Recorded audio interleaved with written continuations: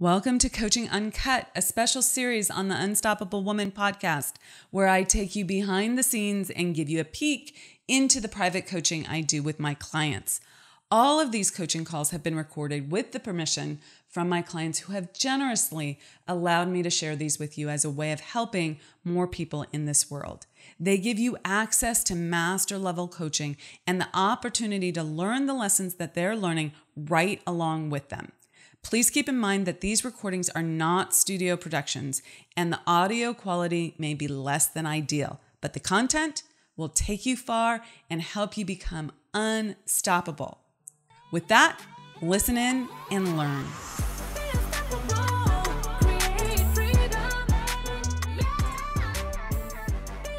In this episode of Coaching Uncut, I'm speaking to one of my clients about changing the dynamic in her relationship with a work colleague. That is generally good, but can sometimes go down the route of office politics where she feels threatened and like she has to defend herself. But this reaction is keeping her trapped, playing at the same level. So how do you get to the next level where you're not attracting this kind of dynamic anymore? And what's really at play here? Listen in if you've ever found yourself feeling like you have to defend yourself, whether that's in an office politics situation or in any other personal or professional relationship. Okay, so what we were talking about last night. Oh yes, not taking things personally. Yeah. Yes, and now, I'm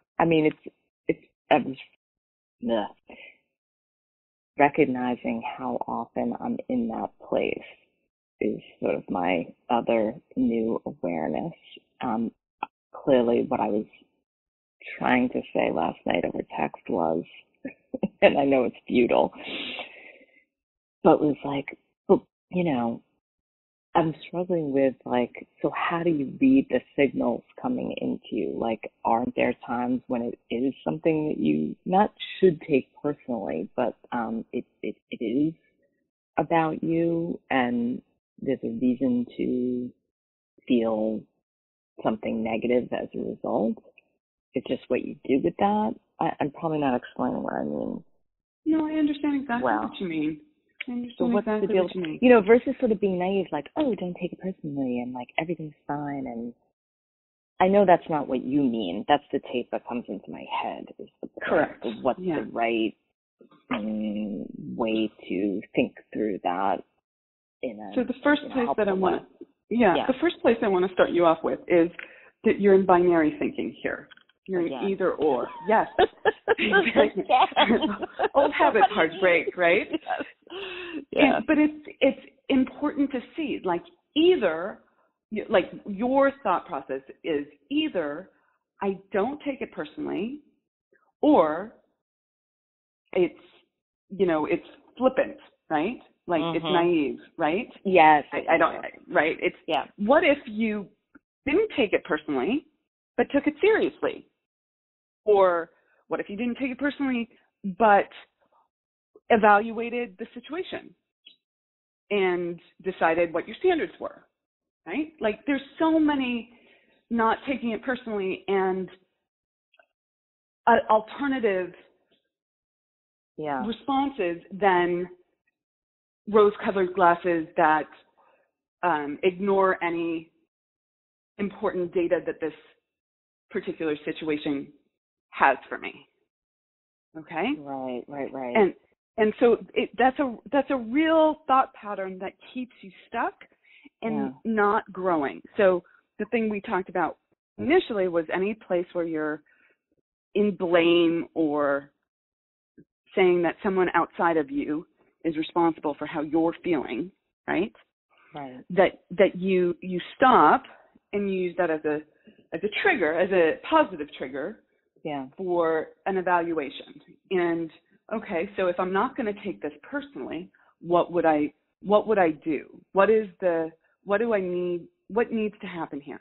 Now, the other thing that I want to bring to the conversation is that not all people, one of the things I think you texted me about was, what if she really is after me, right? What if she really is attacking me? Exactly. She probably is, okay?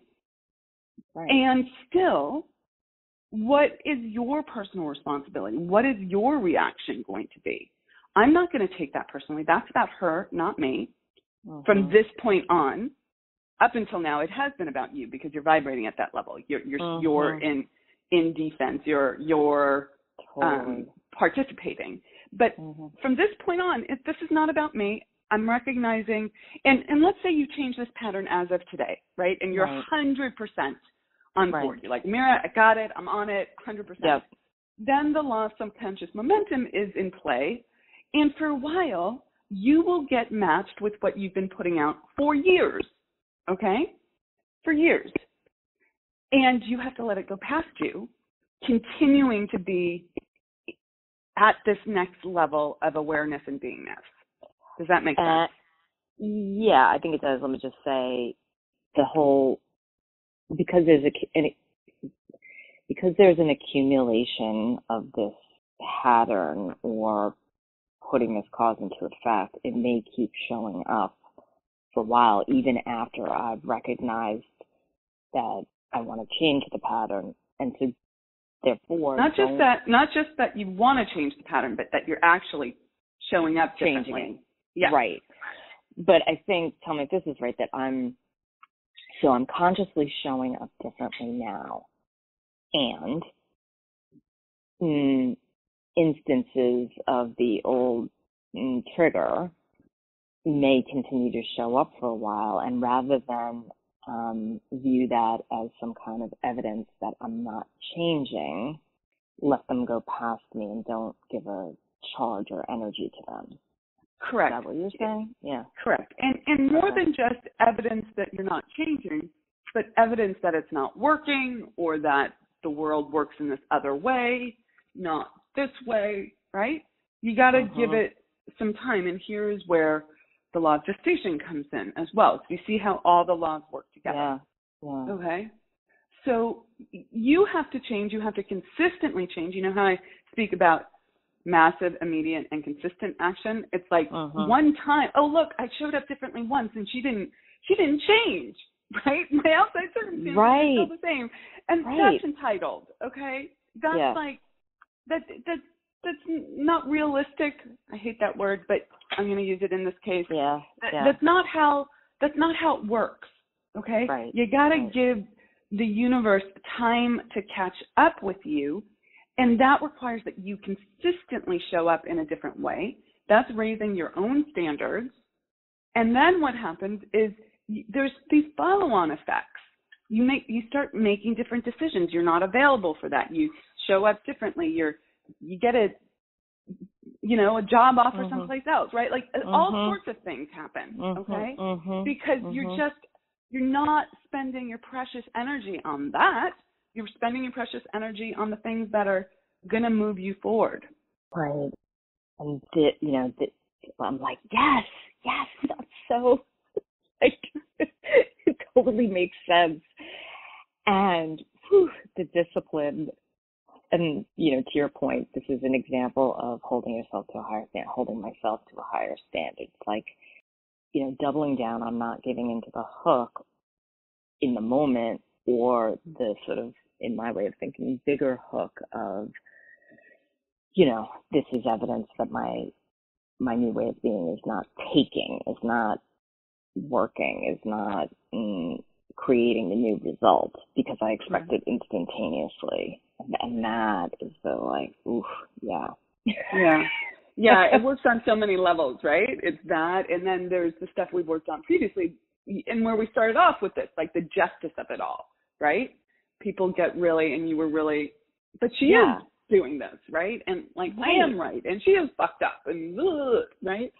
Well, yeah, totally in that instance. And then it's not necessary to get into the details, but now that I'm sort of paying more attention to it, of course, I'm sort of seeing it in multiple places, and I can think of another instance with a totally different person yesterday, and I see too where like I'm kind of making it about me. It may not have even been having anything to do with me, but it's almost like, again, this like twisted way of me looking for every kind of evidence out there about people like finding fault with me, or I'm not doing something right, or the other thing for you, Courtney, on this that you really have to pay attention to is this is how you're getting your importance, and it keeps track.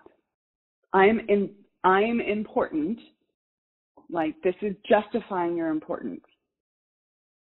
How so? I don't disagree, but per se, but just can you elaborate on that? Like, which thing is making me important?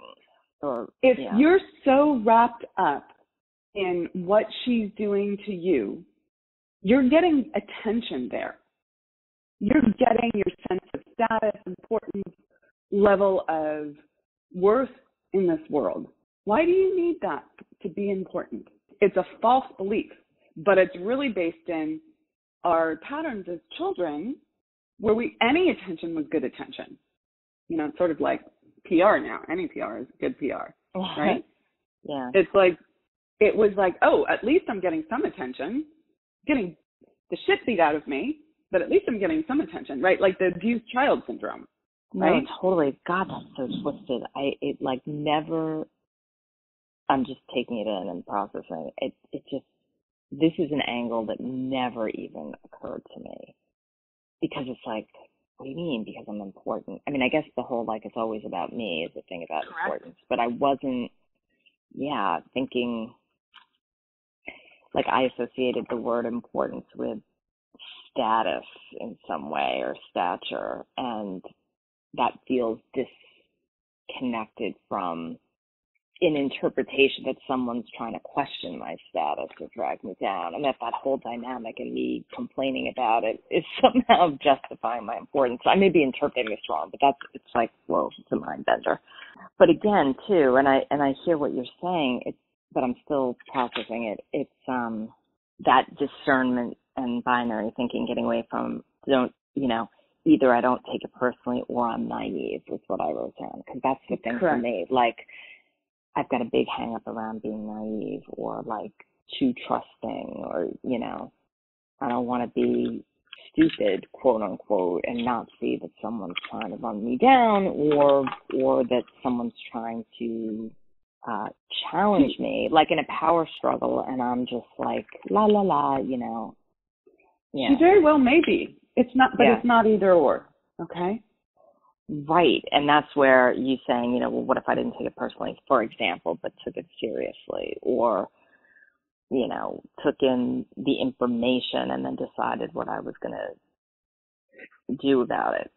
Just flip this for a second. Yeah. When you react, what does she get? She feels important because I even give a shit. Yeah. Right. Right. And you're doing sorry to say it, but no, you're doing the same thing in reverse.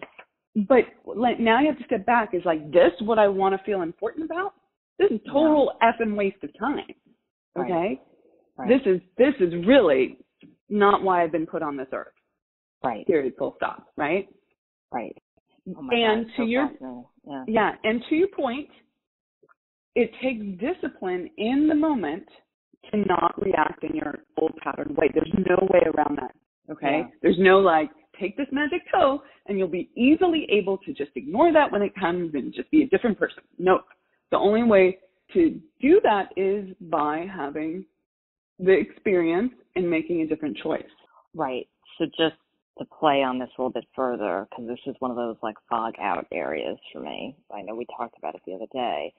So in the moment, I know, like, the first step is I'm being more conscious that, I'm triggered here. So that gives me a chance to like pause, recognize, and respond versus react.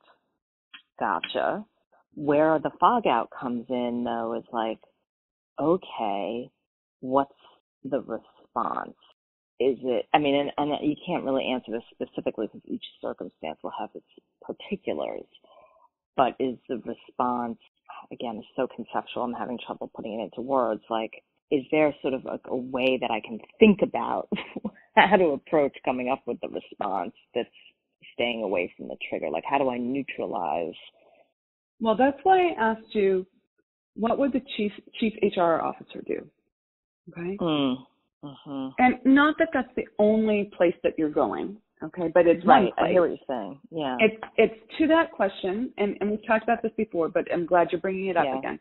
It's to that question of who do I want to be and what's the gap there? Okay. Right. Sometimes the B, like I'm using this example as the B because it's very concrete, but it can also be, I want to be someone who is undefended in life, right? This does not feel good. Playing office politics is not the person I want to be. Do I want to be naive? Do I want to be a pansy? Do I want to be a pushover? No. No. Okay, right. but that's right. a binary place. Okay, so who do I actually want to be? And then what is the actual response of someone who is that? Got it. Got it. Oh, okay. You good? I'm great. This is so good. I so love good. It. Good, so good. Good. All right. Thank okay. you. You're so welcome. Okay, take care. Bye-bye. Bye. Thank you so much for joining us for another episode of Coaching Uncut.